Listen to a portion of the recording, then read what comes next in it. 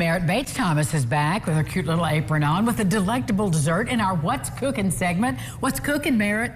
Luscious lemon blueberry cake. I love lemon, I love blueberry, and I love cake. So, yay.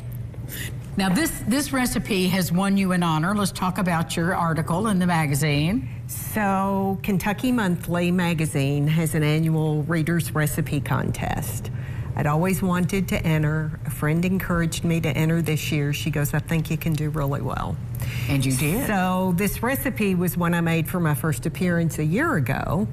And you all liked it so much, I thought that might be the recipe that could win.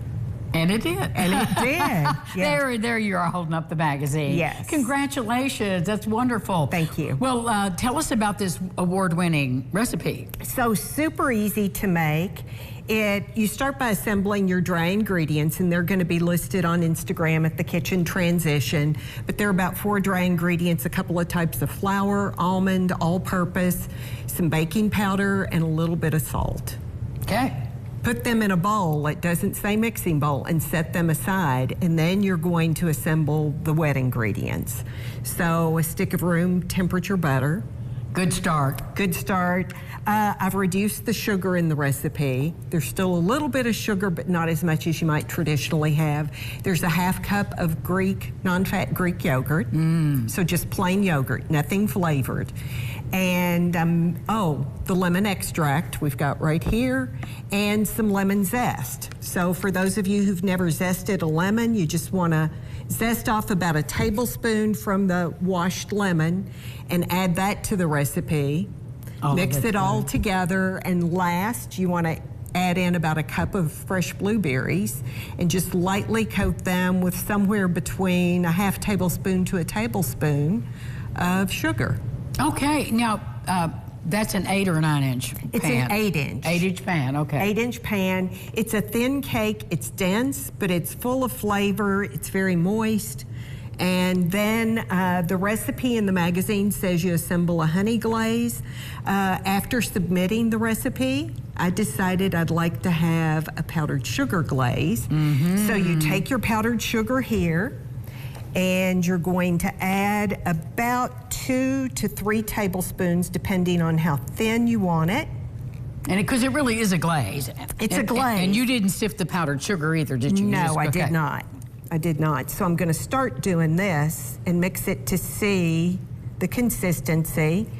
And there isn't a right or a wrong. It's all about how thin or thick you like yours. Well, now you're set up really well on the cake, Merritt. It did. I did that about 2 hours before I came into the studio.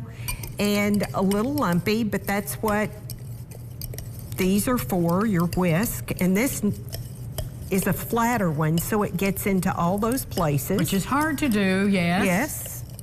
And you know, if you have a few lumps or bumps, doesn't really matter. They'll eat. Yes. They'll definitely eat. What temperature did this go down? 350. 350? My favorite 8 inch oven pan. temperature, Okay. not always the best maybe, but then you just pour it. And let it do its thing? And let it do its thing.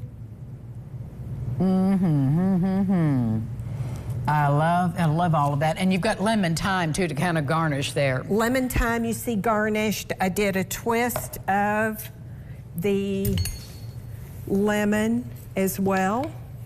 Can't wait. Look how pretty it looks. It's so inviting. I don't know. Let's look at this. Look at that beauty. Look at all of that berry goodness there. So good, so good, so good. Look, I'm going to turn it around. Look at that. All right, here we go. Da, da, da, moment of truth. I love the texture. Thank you. It's wonderful. Really, really good. And you can eat the herbs. We used lemon thyme. There are 2 varieties of lemon thyme. Just take your snippers as you snip them from the plant. That way it doesn't damage the plant, and then it'll just grow more profusely too. Thank you, Merritt. Thank you. You can What's Cooking this anytime you want to. Yes. We'll be back.